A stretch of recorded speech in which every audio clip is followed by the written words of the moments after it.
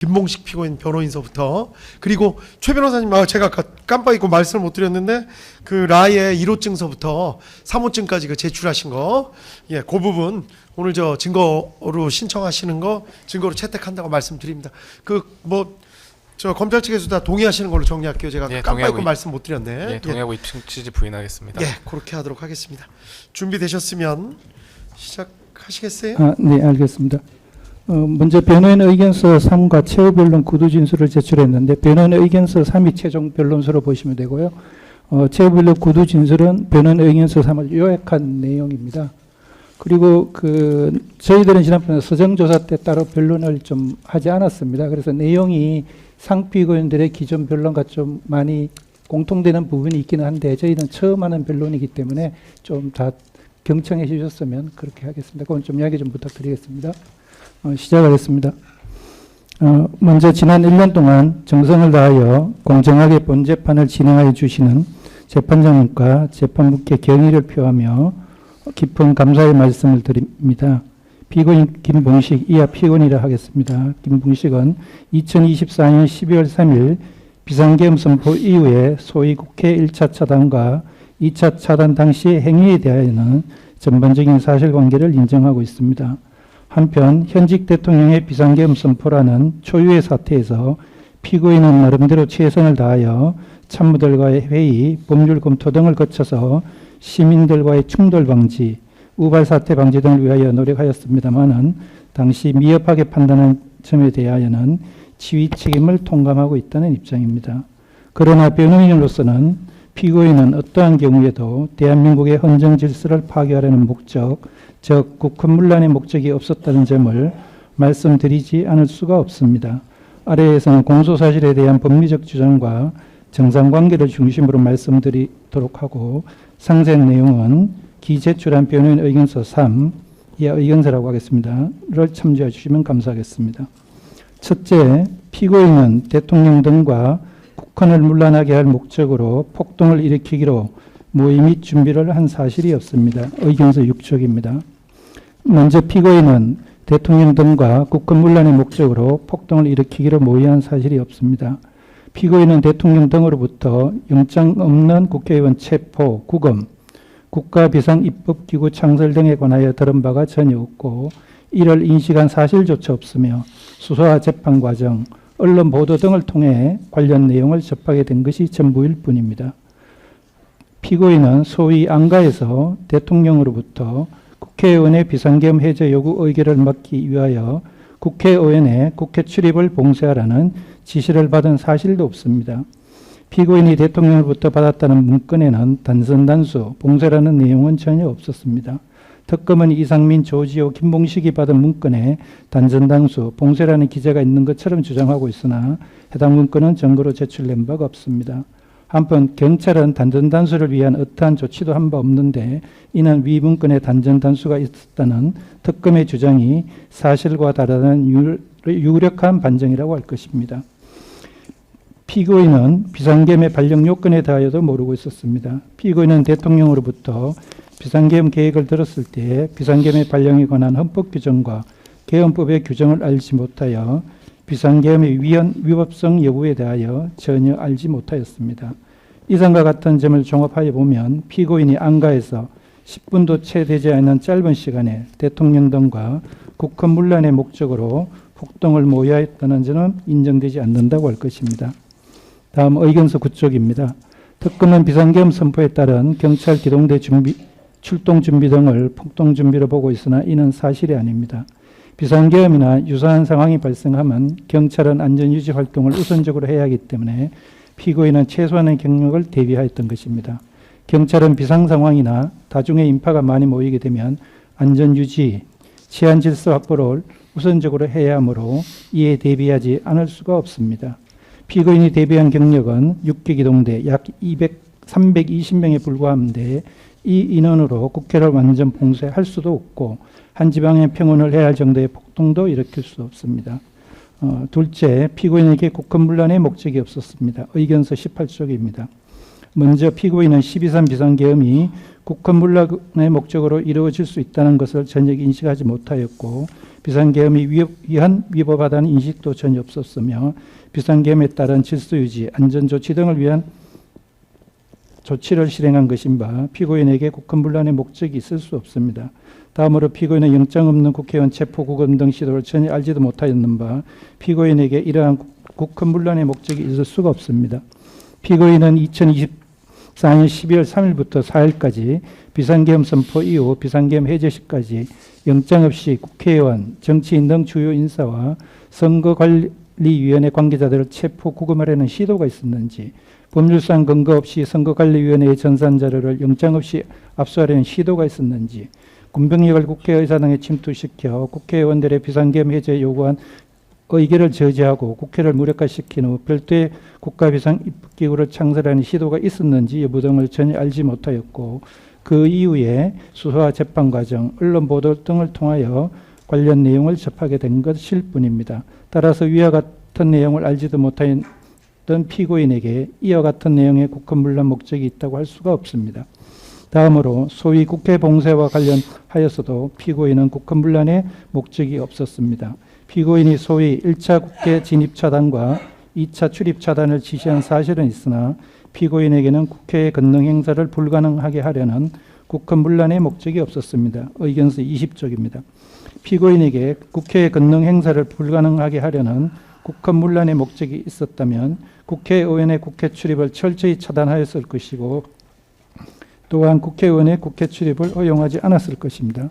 그러나 피고인은 공소장에도 기재된 바와 같이 2024년 12월 3일 23시 07분경부터 23시 37분경까지 국회의원의 국회 출입을 허용하였고 이로 인하여 국회의 비상계엄 해제 요구 결의안이 가결되었습니다.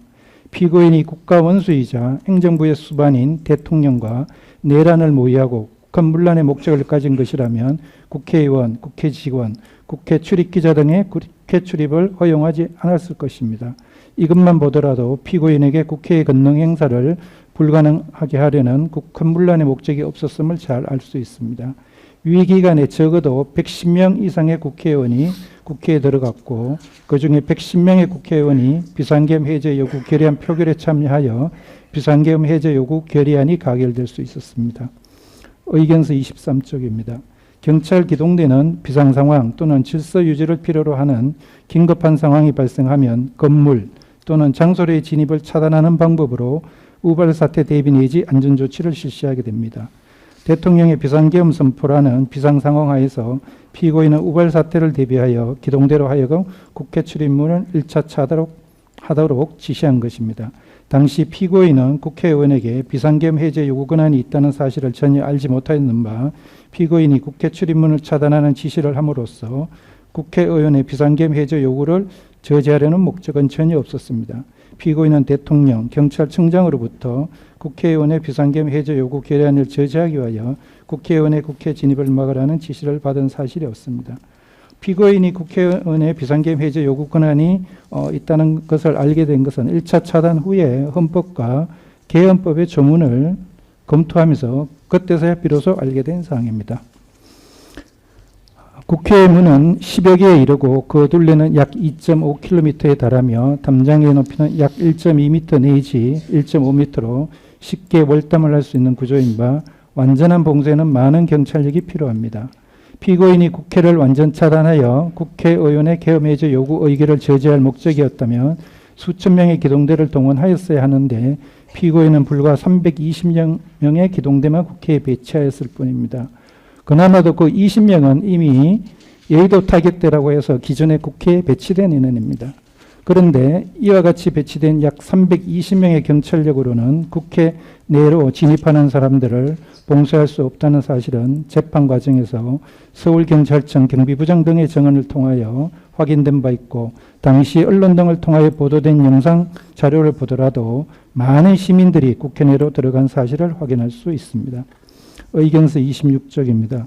피고인은 2024년 12월 3일 23시 37분경 소위 2차 국회 차단을 지시한 사실이 있습니다. 이에 대하여 말씀드리면 피고인은 2024년 2014년 12월 3일 23시 이후 불상의 시간대에 피고인은 포고령이 발령된 사실을 알게 되었습니다. 이에 피고인은 서울경찰청 참모들과 포고령의 효력에 대하여 법적 효력에 관한 회의를 하였고 관련 판례도 보았습니다. 당시에 본 대법원 81도 304호 판례는 모든 정치활동의 중지 및 정치적 발언을 일체 불허한다는 취지의 계엄 포고령은 국회의 고유 권한까지 제한하는 것이 아니므로 국회의 계엄 해제권을 침해하는 것이 아니다라는 취지입니다. 당시 참모들의 여러 의견 개진이 있었는데 경찰청 법무과장을 역임하고 변호사 자격 있는 참모가 비상계엄 하에서 포고령은 법률과 같은 효력이 있다.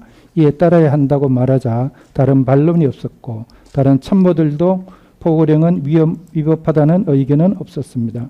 한편 검찰총장을 역임한 법률가인 대통령이 국무회의를 거쳐서 선포한 비상계엄이 위헌위법할 수 있다는 것은 전혀 알거나 인식할 수 있는 상황이 아니었고 포고령도 국방부 등의 적법한 검토를 거쳐서 발령된 것으로 피고인은 인식하고 있었습니다. 포고령이 일체의 정치활동을 금지한다는 표현의 의미도 불확실하고 헌법과 개헌법상 그러한 포고가 위법하다는 것도 포고령을 보고 바로 단정적으로 알 수 있는 것은 아니라고 할 것입니다. 의견서 28쪽입니다. 피고인은 2024년 12월 3일 비상계엄 선포 이후 서울경찰청 경비무전망을 통하여 수차례 시민들과 물리적 충돌이나 일체의 마찰이 없도록 하라, 안전에 유의하라는 취지의 지시를 하였습니다. 피고인이 국회의원의 국회 출입을 차단하여 국회의 권능 행사를 불가능하게 하려는 목적이 있었다면 물리적 충돌과 마찰을 회피하지 않고 강력하게 대처하라는 취지의 지시를 하였을 것입니다. 한편 피고인은 월담자를 막으라는 지시를 직접 한 사실도 없습니다. 의견서 31종입니다. 기동대의 정언은 비상계엄이라는 초유의 상황에서 우발 사태에 대비하여 질서 유지나 안전 조치를 위한 것이었고 정원된 기동대는 국회와 용산에 2분의 1 정도로 나누어서 배치하였습니다. 만약 피고인이 국회의원의 계엄 해제 요구 결의를 저지할 국헌 문란의 목적을 가지고 있었다면 경력을 용산에는 배치하지 않고 모두 국회에 배치했을 것입니다. 이상의 점을 종합하여 보면 피고인에게는 국헌 문란의 목적이 없었음을 잘 알 수 있습니다. 세 번째로 피고인에게는 내란 중요 임무 종사죄의 고의 및 위법성 인식이 없었습니다. 의견서 32쪽입니다. 비상계엄은 제77조에 따른 헌법 제77조에 따른 대통령의 헌법상 권한이며 계엄법에 따라 적법하게 선포될 수 있는 제도입니다. 이에 반하여 내란죄는 형법 제87조에 규정된 범죄로서 국토를 참전하거나 국헌을 문란한 목적으로 폭동을 일으키는 행위입니다. 내란 중요 임무 종사죄로 의율되는 피고인에게는 내란 집단의 구성원으로서 내란 전체에 가공하는 의사를 가져야 합니다. 그러나 피고인은 2024년 12월 3일 비상계엄의 선포가 내란에 해당될 수 있다는 점은 전혀 인식하지 못하였고 상급청 등의 지시에 따라 비상계엄 선포에 따른 후속 조치를 이행한 것입니다. 안가에서 피고인이 대통령으로부터 비상계엄 선포 사실을 미리 통보받았다고 하여도 곧바로 피고인에게 내란죄의 고의가 인정된다고 할 수 없습니다. 대통령실과 정부에는 많은 법률 전문가가 있고 국방부에도 법무관 등이 있는 반면 서울청에는 변호사 자격 있는 법률 담당 참모가 따로 없습니다. 대통령이 2024년 12월 3일 비상계엄 당시에 생방송으로 대국민 담화를 하고 비상계엄 선포를 하였는데 이러한 비상계엄의 선포가 위헌위법하다거나 내란에 해당할 수 있다는 것은 당시로서는 상상도 하지 못한 일입니다. 한편 12월 3일 비상계엄 선포 이후 행정부 등에서 그 후속 조치 등에 관한 여러 논의나 회의를 한 것으로 알고 있습니다. 하지만 그 당시에 비상계엄 선포가 위헌위법하다는 발표는 전혀 없었고 본건 공소장에 의하면 국무회의에서도 비상계엄 선포가 위헌위법하다 이런 지적은 없었던 것으로 나타나고 있습니다. 피고인은 대통령과 내란에 대하여 공모한 바가 전혀 없습니다. 피고인은 2024년 12월 3일 안가에서 대통령으로부터 비상계엄 선포 계획을 통보받았으나 국회의원의 계엄 해제 요구 결의안을 제시하기 위해 국회의원의 국회 출입을 차단한 지시를 받은 사실이 전혀 없고 정치인, 선거관리 관계자 체포구금, 국가 비상입법기구 창설 등에 대하여 들은 바도 없습니다. 의견서 14쪽입니다. 다음과 같은 점을 피고인에 대한 정상관계로 참작하여 주시기 바랍니다.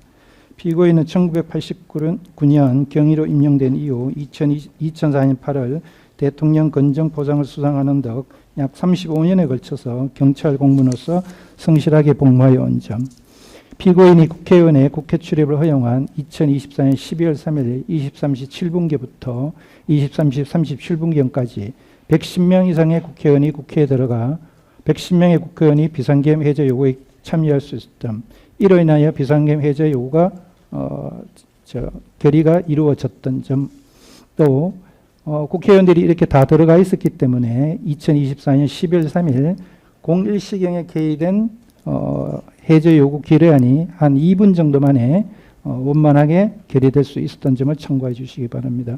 또 피고인은 비상계엄이라는 긴박한 상황에서도 참모들과 나름의 법률 검토와 구수회의를 거쳐서 국회의원들의 출입을 허용하거나 하는 포고령에 따른 조치를 취한 점, 피고인이 비상계엄의 위헌 위법성을 명확하게 인식하지 못한 상태에서 상급청 등의 지시에 따라 직무를 수행한 점, 피고인은 2024년 12월 3일 비상계엄 선포 이후 서울경찰청 경비무전망을 통하여 수차례 시민들과 물리적 충돌이나 마찰이 없도록 안전에 유의하라는 취지의 지시를 한 점, 피고인은 전반적인 사실관계를 인정하고 있으며 12월 3일 계엄 당시의 행위에 대해서 지휘 책임을 통감하고 있는 점, 피고인 주변의 많은 분들이 피고인의 선처를 하고 있는 점 등을 정상에 관한 사항으로 참작하여 주시기를 망드립니다. 그리고 검사님께서 마지막 논거를 할 때 피고인이 비상계엄의 위헌 위법성을 알거나 알 수 있었을 것이라고 하면서 논거를 하셨습니다. 그런데 알 수 있었다는 그 가능성은 그것만으로는 처벌이 돼서는 안 됩니다. 또 알거나 하는 부분은 방금에 말씀드린 이런 상황에 비추어서 그걸 알지 못하였다고 보여집니다. 또 피고인의 그 국헌문란의 목적이나 비상계엄의 위헌 위법성을 판단하는 그 기준점을 지금 시점에서 모든 자료를 통합해서 하는 것이 아니라 비상계엄 선포 당시 그 당시에 급박했던 시점을 기준으로 꼭 판단해 주시기를 재판부님께 거듭 말씀을 드립니다. 이와 같은 점을 고려하시어 엄격한 정거 판단에 따라 피고인에게 무죄를 선고해 주시기 바랍니다. 가사 견해를 달리 하시더라도 조금 전에 말씀드린 정상관계를 꼭 참작하여 주시기를 간곡히 부탁드리겠습니다. 예, 이상입니다. 예, 알겠습니다.